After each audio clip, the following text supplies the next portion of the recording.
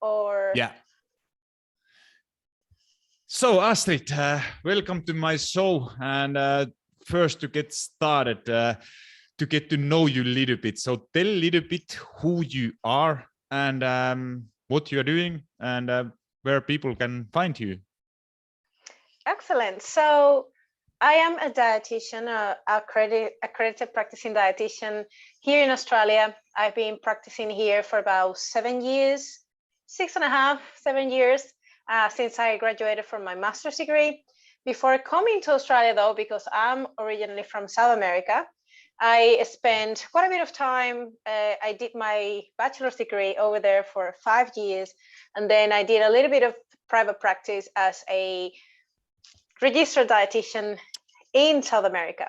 Then I moved to Australia. I did my master's degree, and once I graduated from my master's, I started a clinical job in a rehab hospital that has half dietetics for rehab and half dietetics for mental health.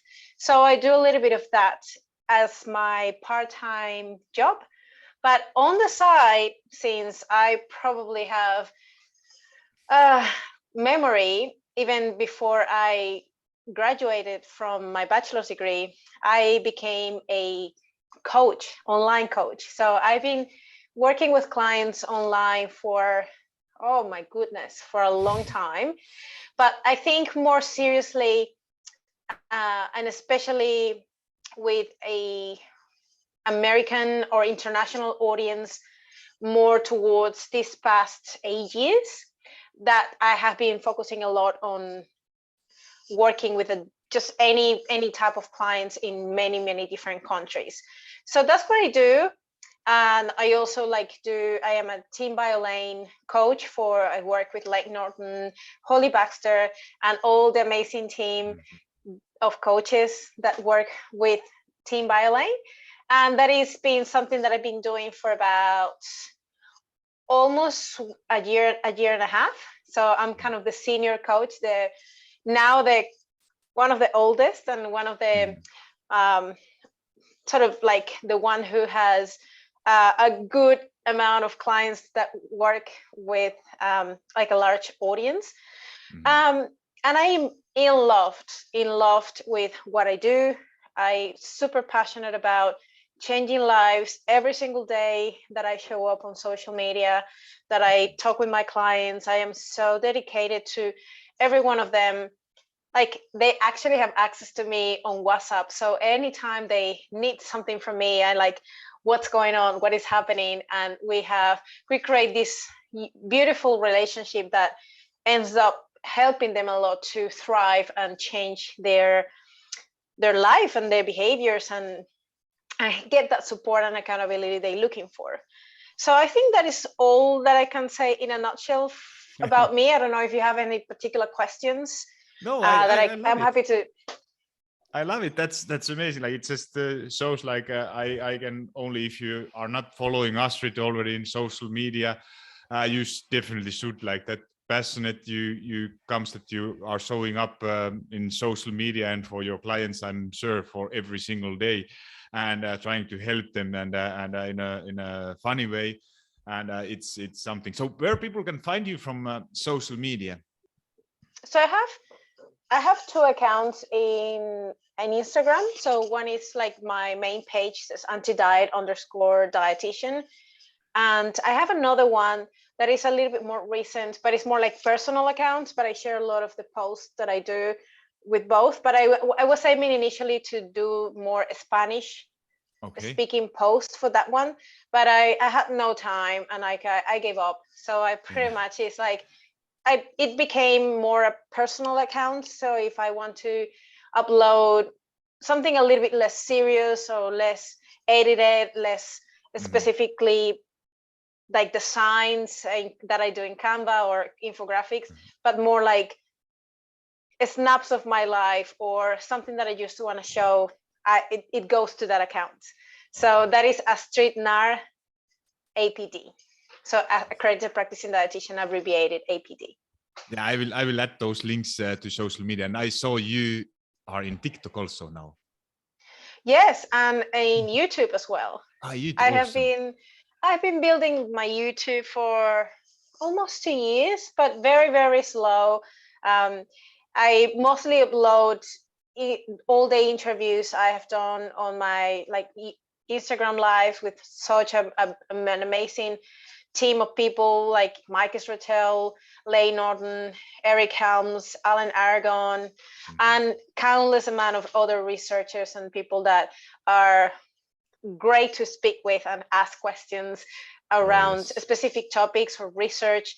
So I'm super passionate about just talking with them and just getting to know them, not just how they do their work, but also how they think and what are some of their opinions in certain areas that I'm interested in as well. So yes, that is something that I've been doing for a while, and that is something that I think I'm very keen to sort of edit those videos and putting them available so I can revisit the questions and people also can benefit from that as well.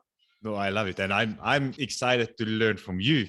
Like, because these are like chances, like for coaches, there's always like, even there's two coaches talking, and you can always learn something new, and even you probably know a lot of things, but there's always some new aspect of things, and what is science saying, and of course, even what is science saying, then there is another aspect that it's not applying for every single individual.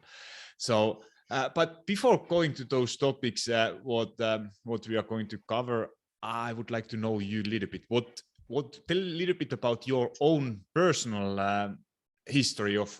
Did you have some? What made you come into fitness, or did you have some like struggles, or what is your story? It is an interesting story because it sort of was born when I was around 12 years old. I sort of was a normal kid going to school and everything else, but I guess I was drawn to go to the gym to exercise, and that's where everything started. So I just started showing up to the gym and started doing classes, like just the group fitness classes like step or kickboxing, those type of classes. And I was so enjoying those kind of activities that I just fell in love with that. And I have the exercise component sort of like figured out, excited to go to the gym and everything else, but my nutrition not so much. So I would exercise, I spend like 3 hours in the gym after around 4 p.m. after school, and then pretty much get home so hungry and eat pizza. So it's like, that doesn't make sense. But at the same time, then I met a personal trainer, and I sort of started doing like weights and exercise and more targeted to resistance training, which I was not familiar with. And I felt in love with that as well.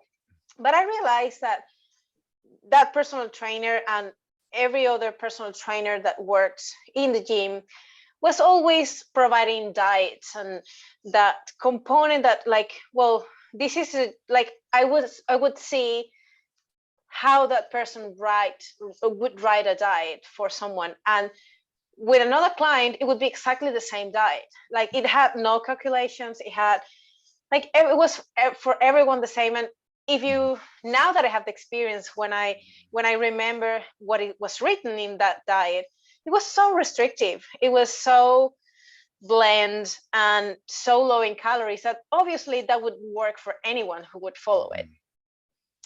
So I guess that sparked my interest in the nutrition aspect. So when I was studying or getting closer to my high school and defining what I wanted to do for my bachelor's degree and for uni, then I decided I either wanted to be in the field of medicine. So I either nutrition or physiotherapy or actual medicine. But I needed to sort of define what I wanted to do. And when I decided, I don't think medicine is for me because it is so long.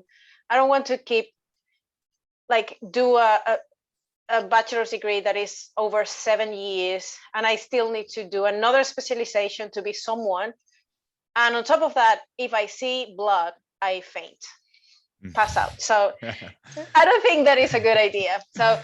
I discarded that option. And then I was kind of in between physiotherapy and dietetics. But the physiotherapy part was interesting, and I loved the idea of being a physiotherapist. But it had physics and math. And like, no, I'm not doing that. So I ended up deciding, I think I just want to go into dietetics. And when I went into dietetics, I initially thought, well, I just need to learn how to create and design a good diet. That was my only thought about being a dietitian.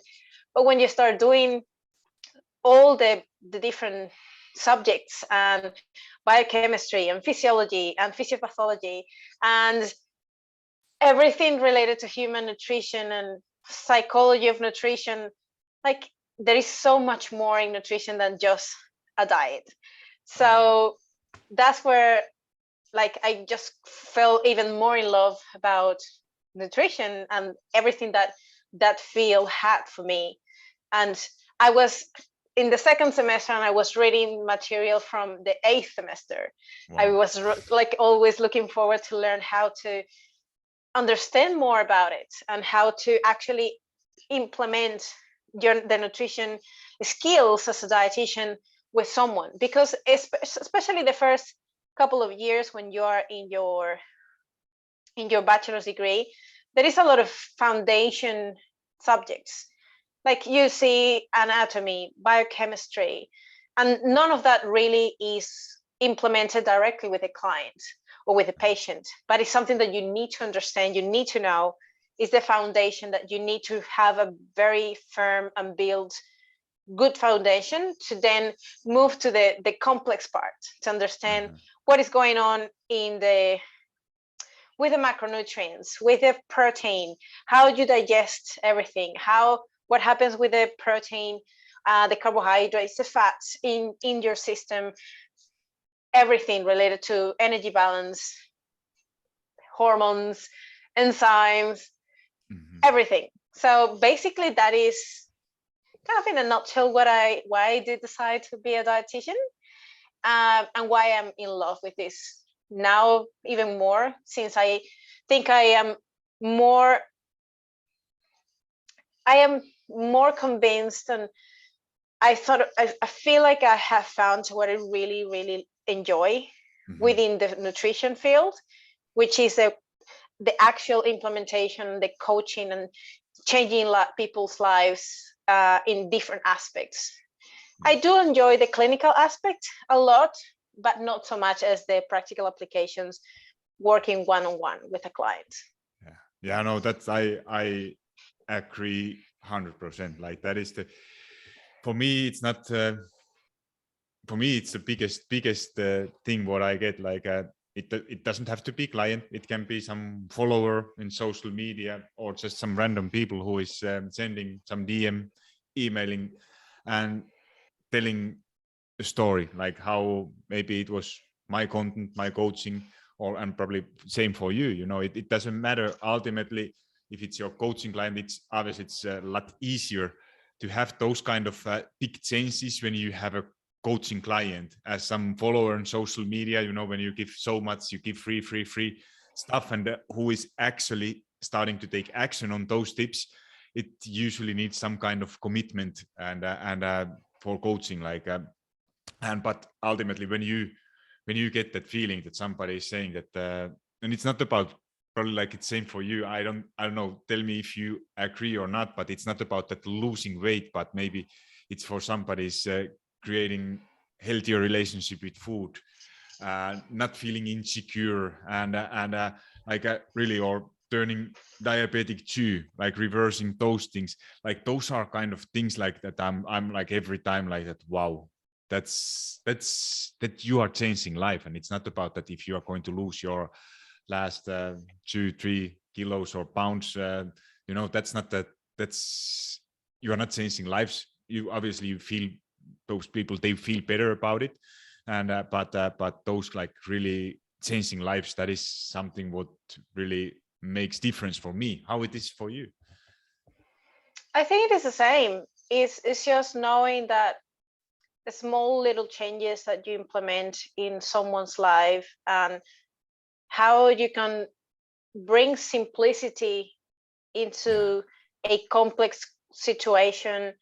People overcomplicate things, especially when they with this huge amount of nutrition confusion that is out there. There is so many different contradictive information. Like one says protein is good, the other one says that protein is bad.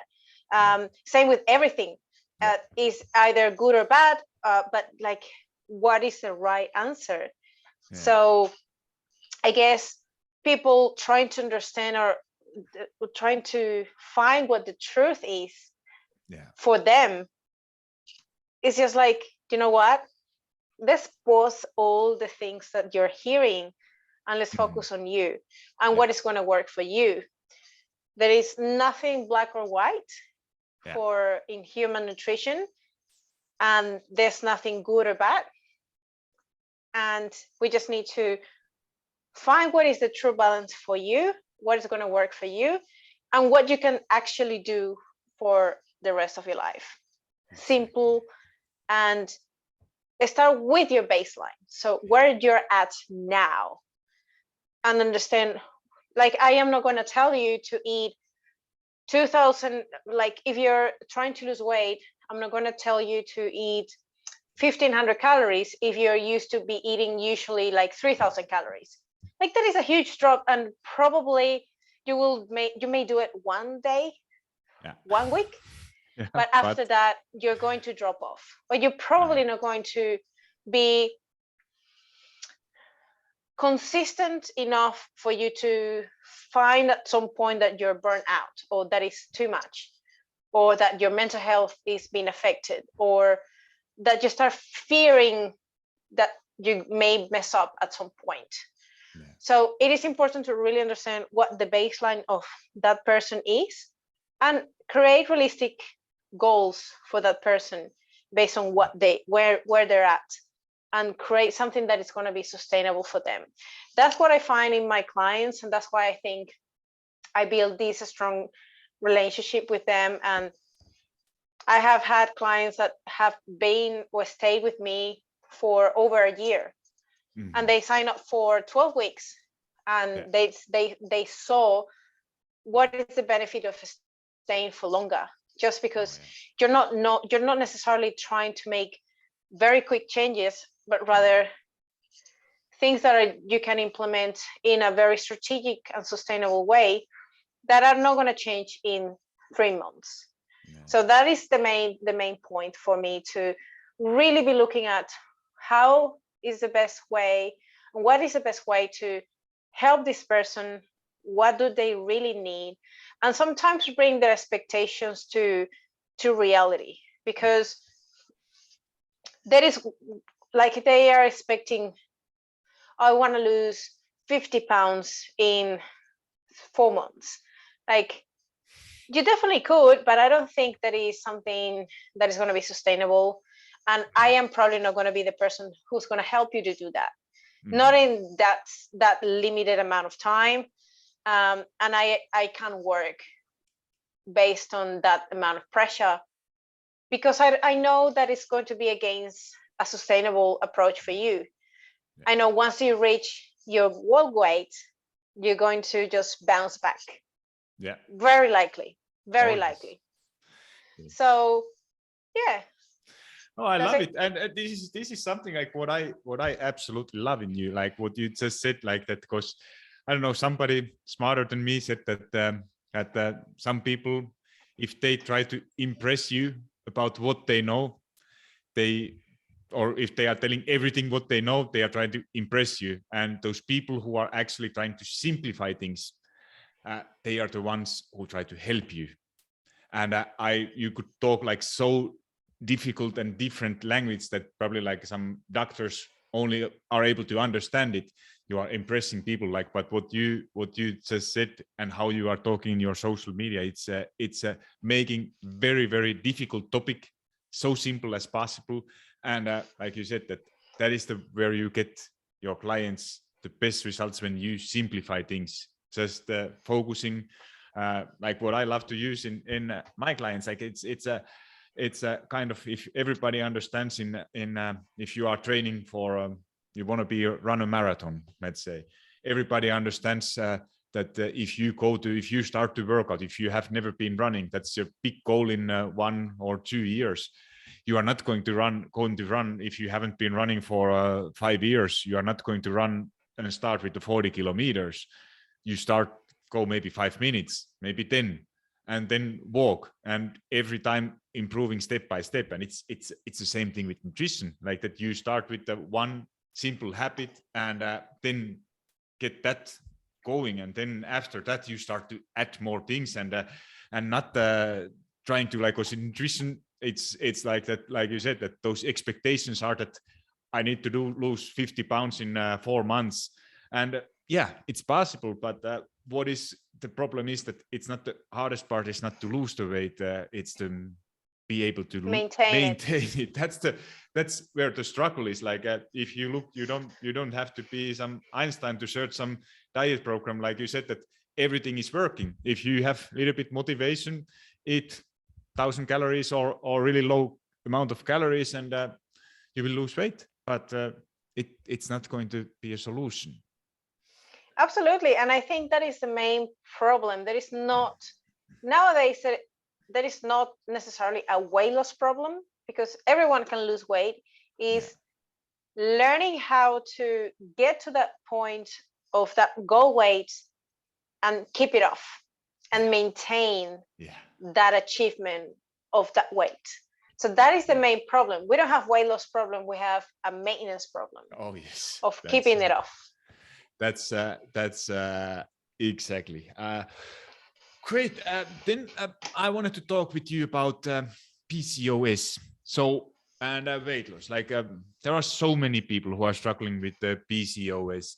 So what are the main difference for somebody who is trying to lose with PCOS, and how it's different? Because if you look social media now, you know, it looks like that everybody have their secret for PCOS, and it's so much marketed thing. So tell a little bit what you think.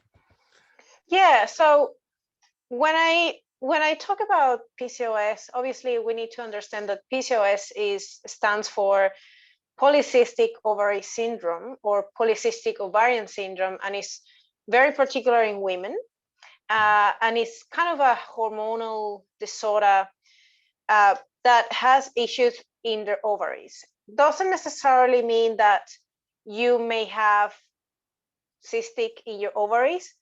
It is actually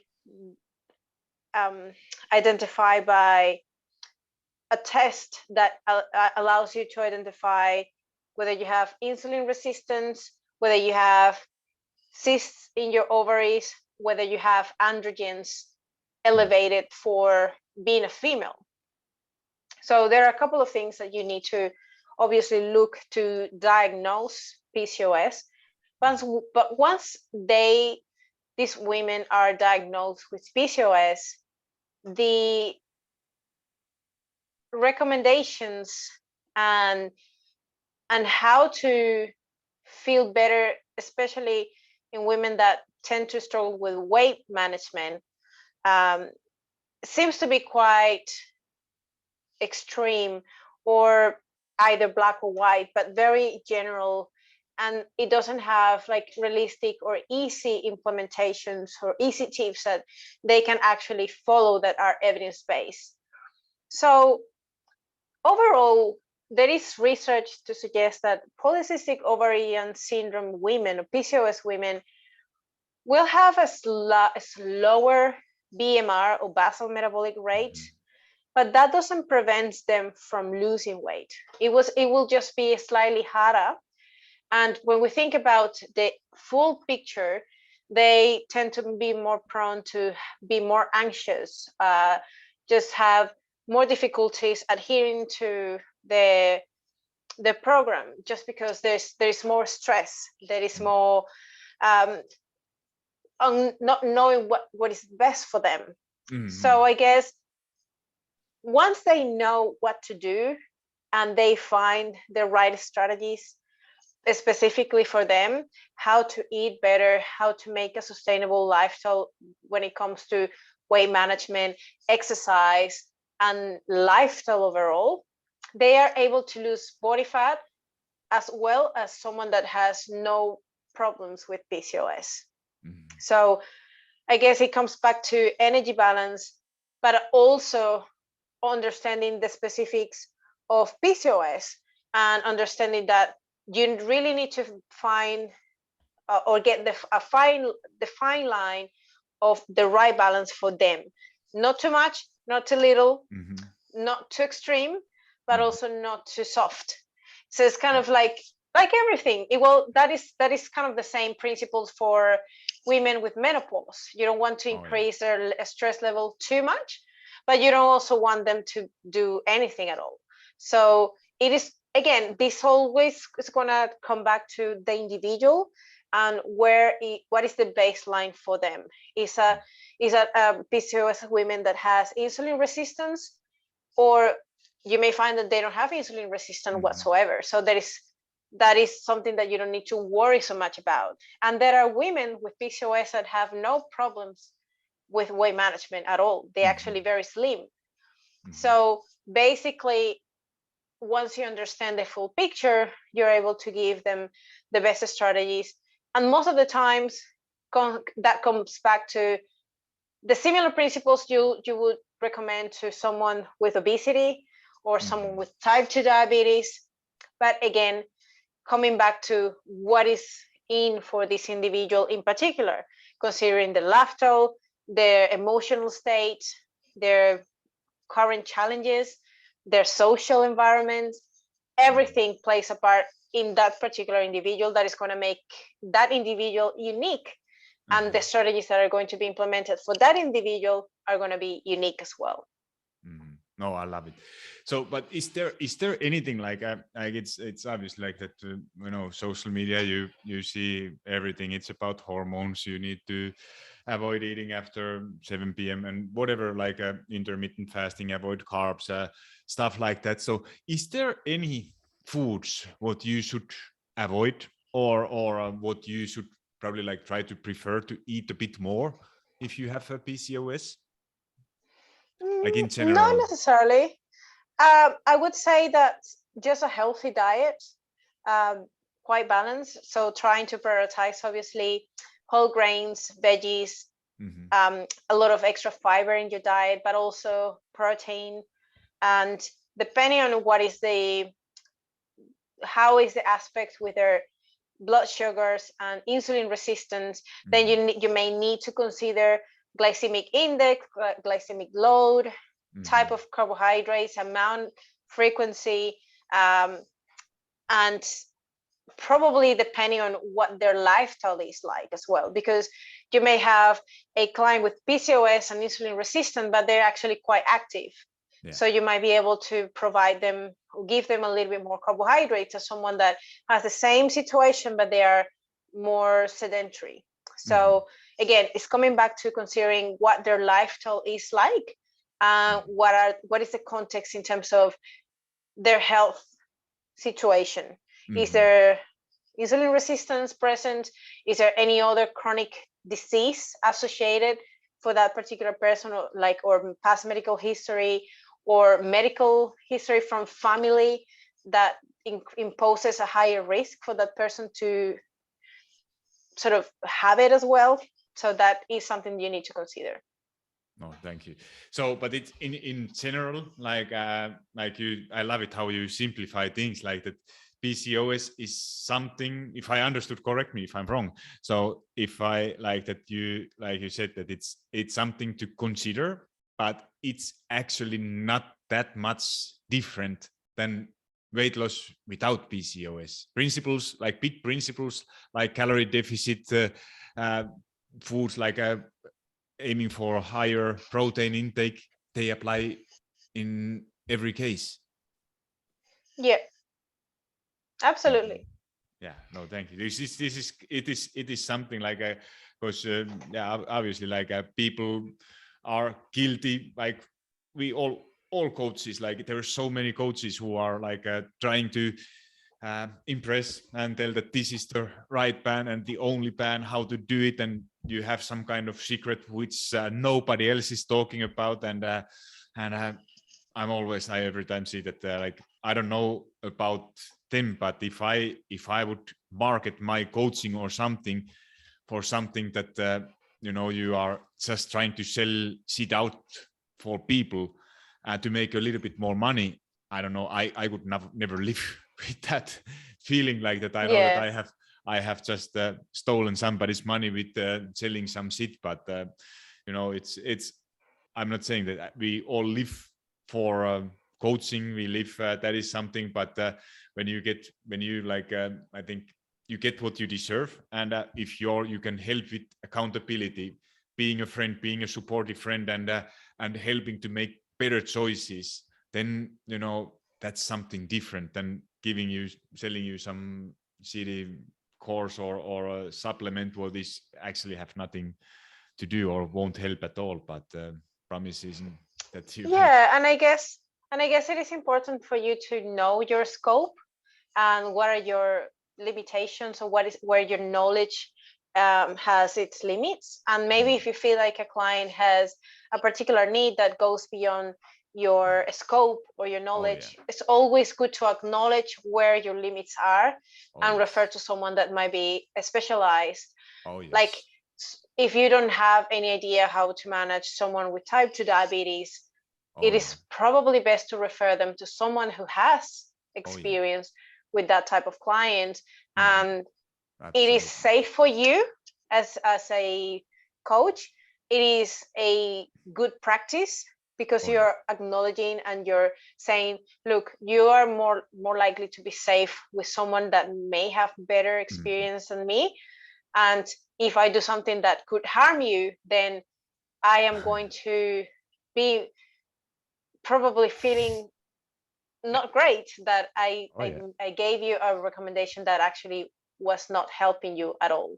So it's always good to know what your limits are as a coach and refer to someone that may have the experience. Because that is, I think that is the good sign for a good coach, that you are able to say that I don't know. You don't have to know everything, and that's why, like, if you are searching a coach, and like coach they should not take everyone. Or if you see somebody who is taking everyone, especially in one-on-one coaching, like at least for me, I want to know first the person that I'm able to help, because there is no point that I take somebody's money if I'm thinking that I'm not sure if I can help. If you have to feel that you are the right coach to help that person and that specific problem. So the next question, what I wanted to talk about is starvation mode, or like probably like what you like to call, and what we like to call is metabolic adaptation. So tell a little bit about metabolic adaptation. Like it's something what is like what I do a lot, but it's also at the same time I feel like it's a little bit also like in everything in social media, it's a little bit too much bring that scarcity that it have adapted a lot. So tell a little bit about what is there like starvation mode or eating too little, and what is the reality? Yeah, so it's funny because a starvation mode is obviously a myth. It's not like the myth comes like with this the statement, like even if you ate at some point so many little calories, you can still gain weight. And that is totally against energy balance and what the law of thermodynamics is. So that is just to say, you can't eat too little and put on weight. What happens is that people are discarding that if they are following their say, or they believe they're in a calorie deficit and they are not losing weight. Well, if you're saying you're in a calorie deficit and you're not losing weight, technically you're not in a calorie deficit. So it's not that like calorie macro tracking doesn't work, or energy balance doesn't work, or calories in, calories out are wrong, is probably that you utilize a macro calculator online that told you this is the amount of calories you should be eating to lose weight, and then you follow that and you didn't lose weight. So then you blame the calories that I was in a calorie deficit and I didn't lose weight. No, you actually were in a calorie deficit. It's probably that those numbers weren't appropriate for your actual calories to create that deficit. Probably your energy your calorie maintenance is slightly lower, and that's why when you put that number, it was actually still within your maintenance range, and that's why you didn't lose weight. So that's why I feel like it is so important to bring that knowledge and that awareness that there is no necessarily such a thing as starvation mode, or like if you're not eating anything at all, you can put on weight. There is definitely the situation that it is important to differentiate the difference between weight loss and fat loss.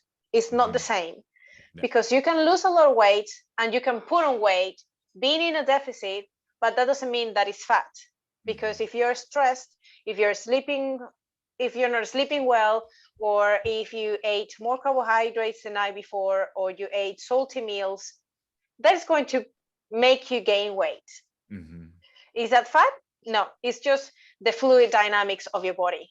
And literally, your weight fluctuates within a day up to 3% of your total body weight. So you can weigh in the morning 65 kilos, and at night you can weigh 68 kilos, and that is normal. And it's not like you just put on fat on the same day.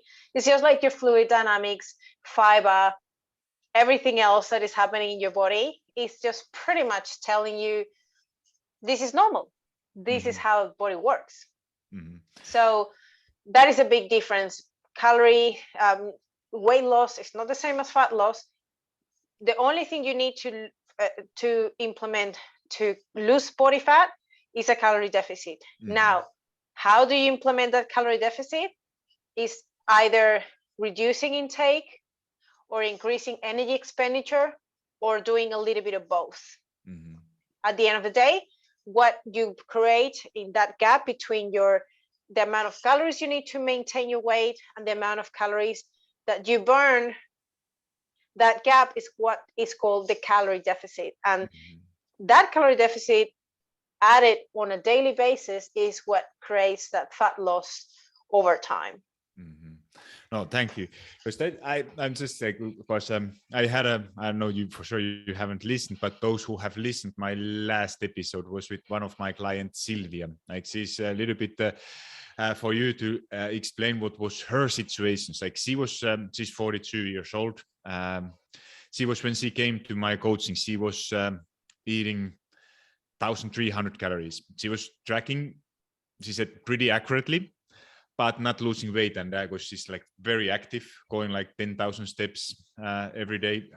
Calculator said that her maintenance should be like somewhere 2,400.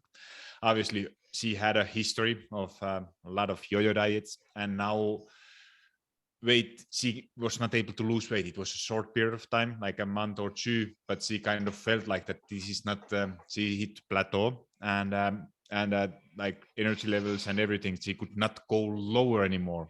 And burned, like, she didn't do any resistance training, didn't pay attention too much about protein, and did only cardio, a lot of cardio. And then what happened to her is that what I said, that we start to actually go the opposite direction. Or I was checking, she was tracking actually pretty accurately, eating very little, didn't like, felt like sleep was not great, and obviously stress was probably like pretty high. And what we started to actually add calories. And what happened is that she started to lose weight while eating more. But obviously at the same time, like, what I think, I don't know, tell me is there something else what comes to you? Like, she was still in a calorie deficit. Stress levels went down, sleep got better, And also when she started to do resistance training, paying attention for protein intake, those all led that everything was started to work. So or what is happening in body in this kind of situation? Like if there is somebody who have been like dieting for years or decades. I think the main problem is that something that you asked before is metabolic adaptation. Mm-hmm. And it's something that tends to occur naturally, especially when you are dieting and your body tries to adapt to survive. Mm-hmm. So the way it does is just getting more efficient mm-hmm. at all its functions. So it just adapts to a chronic energy deficit. So basically, that's what happens in a nutshell. And when you obviously see or start doing the reverse diet and starting adding all these added calories and things start getting a little bit better, that means that her body is perceiving that there is more nutrition, more energy availability coming in a much more consistent way, and therefore her function, her physiology starts kind of, oh, she's now looking after me. Okay, I will start responding a little bit more to what she's trying to ask for. So then sleeps start getting better, and so then stress goes down, and the more sleep you get more consistently, the more muscle mass you retain. You start eating less overnight, or you just your stress levels are lower, your consistency is better, your training and your performance is better, and therefore you actually create a better energy deficit more optimally, and at the same time you have more energy to build muscle. So it's kind of everything is in a better hormonal environment as well, for things to go in a better direction. Yeah, no, I love it. That was answer what I wanted to hear from you, because it's sometimes like you know, I have had many people in this situation, but what is there like this explains so well what is actually happening, like, because this is I was not sure what is like a scientifically like, but if you think it like what is actually happening is that, like you said, that your body starts to respond better, and like Sylvia, who was my client, how she said that she felt okay, but like she's also like really like a stubborn person doing everything she wants, like that you are not necessarily feeling like that you are you have low energy or something, you are still active, like you are probably pushing it through. But the difference is that when you actually start to feed your body properly and you give that energy, and that those are like things what you probably didn't even like she said that what happened, like that if you like you have a lot more energy throughout the day, so you are not tired, so you are not even you don't probably realize it, but you are not if you talk like here in Italy, we talk with the hands, and you know you use that energy more also on just on daily activities. It's not only about that step amount, but just the normal being just overall more active, and that is like that. It's to understanding like that in her situation, she was not in some starvation mode. It was just that she was eating very little calories for her activity, and like you said, that it's some of many things of not feeding your body properly. So and that is like I'm sure you work a lot of that kind of people. Like that is the hardest part for somebody who is trying to lose weight and trying to lose fat, and then somebody's coach is coming and say that no, we go on opposite direction, that you have to start to eat more to be able to build your that foundation first, and sending right signals to body that you get your that maintenance calories or calories you are eating as high as possible, and fixing relationship with food, and from there where you get that, like usually if you use reverse dieting or however you do it, but from there where you are first a better place in mentally, less stress, sleep is better, and from there when you kind of restart your dieting, that's the way how it usually you start to see success. Absolutely. Totally agree. Yeah, because that is something like what I want to, if somebody who is listening and is in situation that you have been dieting for years and feels like that you can't go lower in a sustainable way with your calories, and that's the time when you have to go actually on opposite direction for a short period of time. Yep. What about then? So what I wanted to know, that is there any like, or if you hit face you have a face weight loss plateau, like what are the ways to get out of plateau? What I tend to do is, first of all, make sure that the plateau is actually real. Yeah. And that is obviously being in a weight loss stall for more than a week. So you need to probably just stay consistent for at least 2 to 3 weeks to see whether being consistent on everything that you're doing everything you're right, you're tracking, you're meeting your targets, you're exercising, you're doing everything perfect, and your weight stalls. Then once you realize that that is actually the case, you can either, you have different options. So depending on the person's biofeedback, if the person is quite stressed, fatigued, probably the energy output or the actual performance is not the best, and the energy expenditure probably is unconsciously reducing or dropping, you may be able to just get the person a diet break, or get the person to do a deload week if they are training really hard, or even if we can potentially, or if that is not something that they want to be doing, we can implement a drop of calories a little bit more, so we can create that extra further deficit, and that may take that person from their current stall. The other option is to actually increase the energy expenditure by adding one more session, or creating something that intensifies the resistance training, or one more cardio session. There is no right or wrong answer. There is going to be very specific for that person, and how is their biofeedback, and how are they responding at that point in time. Yeah, no, I love it. So basically, like you said, 2 options. Like if you have to think like that, either you reduce your calorie intake, try to burn more calories to create that weighted calorie deficit, or then the other option is to actually, what is the usually scariest thing to do, is that you take a diet break, mental break, reduce your stress, improve your sleep, and that way you set yourself in future success, and which is usually a lot better, because if you try to like go too fast and be too stubborn, being in deficit, it's not going to end up well.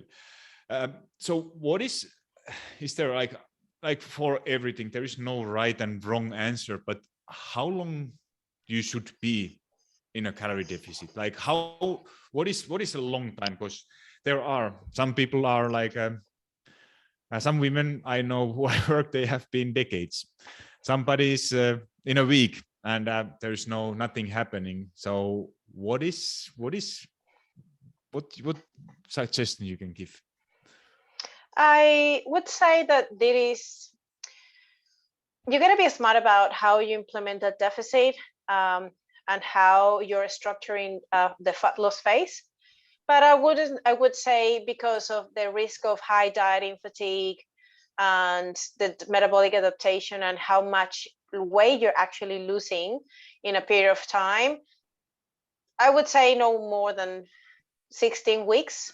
12 to 16 weeks is a good number to do a fat loss phase, and then have a stop, do something else, and maybe just go to maintenance. If you feel like you need to reverse, you could do reverse, do that, use that time to build muscle and continue to show up to the gym restore your metabolic rate to a good level, and then you can continue to reduce calories again to do another phase of fat loss. Yeah. But yeah, I ideally like 12 to 16 weeks is kind of my limit before I propose to my client doing something else.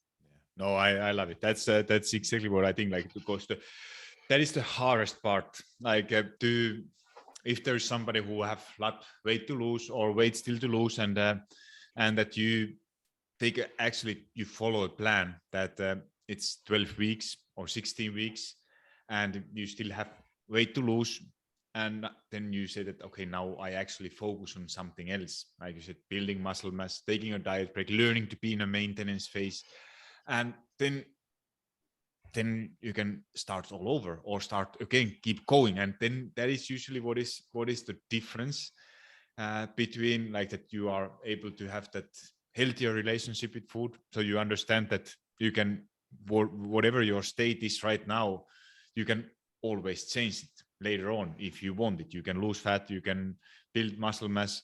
And to understand it's all about understanding those nutrition. And then there is that life what is usually you have kids, have a family, holidays, not motivated reasons. Like, life is usually taking care of those kind of diet breaks by itself. But that is I love that answer. So then last thing what I wanted to touch a little bit about those myths, what you see in social media, like how people are getting attention now. Like, obviously, like all coaches, their goal is to get more clients. Like, it's my goal, it's your goal. We can't lie about it. We want to help more people. But then, then there is those, like, what is the best way to get clients? You bring some scarcity, you make people anxious to not, like, that is going away, that you are scared of something, or for somebody it's to get some move toward pleasure. But what is your take on all those, like, what you see, like, that very bad and information, what you see, like, bringing people scared about diet soda, carbs, fasting, sugar, all that stuff? I guess all you've named, all the myths that you may find and say are countless, from just not eating after 6 p.m. or too much protein is bad for you, or artificial sweeteners are bad for you, don't eat meat, or go completely keto, or the carbs are bad for you. But if you don't eat carbs, you don't perform well. So you need carbs, but carbs or sugar, they're responsible for insulin resistance or obesity, and that goes on and on and on. Yeah. No, but that is somebody, like, who doesn't understand that. Get somebody, like, don't. It's impossible to say, if you are in fitness, those algorithms know you probably better than you do yourself, and they will show you that kind of stuff. If you one time watch some keto thing, you will see only keto thing, and that is the hardest part, what I think in a social media, when you see it, or then you see, like, where those all unrealistic expectations are coming. You see before and after pictures, and then you are comparing yourself, like, then you are that person have lost 50 pounds in 4 months, I want to do the same. And then you are like that, then they come to you or to me coaching and say that that's my goal, I have seen it. And you are like that, yeah, if you think it, how the reality is that you have some before after picture. I know, are you sharing, by the way, before and after pictures? Not too much, right? No, I don't like doing that. Personally, I like keeping my clients' privacy. It's very personal. I do share sometimes if they are happy and wanting to do that. I rather do a testimonial where the clients are actually talking about their experience and what they achieved, more than the actual physical component of the achievement, because I like just to highlight that there is more than just the physical aspect of coaching. Oh yes. So that's what I like the style I like of me, or seeing how people are able to transform their mindset and achieve their goals without necessarily just feeling like their physique was the only thing they needed to change. Yeah, I love it. No, I feel exactly the same. I if I would be think marketing wise, I should post a lot more before after pictures. What I love to share, like I love to have my clients on here and have a talk with them and talk how they felt before, what they changed, what happened, and like kind of having keeping it realistic and not promoting like how fast you lost weight, because obviously you probably sell a lot better, but that is not it's making, for me, it's making more harm than good if you start to compare yourself. And then, you know, like you said in the beginning, like what is happening if you want to get faster results, what you have to do, you have to use unsustainable methods. It's not I'm sure you can do it, I can do it also. If somebody wants to lose that weight, you can get that, give some diet plan. Like I'm not allowed to give, you are, but give like 500 calories or 1,000, starve somebody and see that after 12 weeks they have lost some weight. So, but that's not the point. That's not helping anybody, because we have that, like you said in the beginning, more weight maintenance problem. Yeah, absolutely. Perfect. So thank you so much, Astrid, for your valuable content. And now if there's somebody who want to work with you, want to follow you in social media, please share one more time where to find you from social media, how somebody can contact you for coaching, whatever you feel free to say. Yeah. So my email, if you want to sort of talk to me a little bit more directly, is astrid@biolane.com. And if you want to DM me directly, either via Instagram or so, you could do that by following me in Astrid or Astrid Nar APD or anti-diet_dietitian. And I think you may be able to find every other account that I have if you go to that page. Yeah, absolutely. So thank you so much. And if some of you enjoyed the episode, I really appreciate all those shares, 5-star reviews. If you think that this is worth of 5-star, obviously if you think it's worth of 1-star, then better not do any reviews, but especially those 5-star reviews, they help a lot. So thank you for those who have done it, and thank you for listening, and talk to you soon.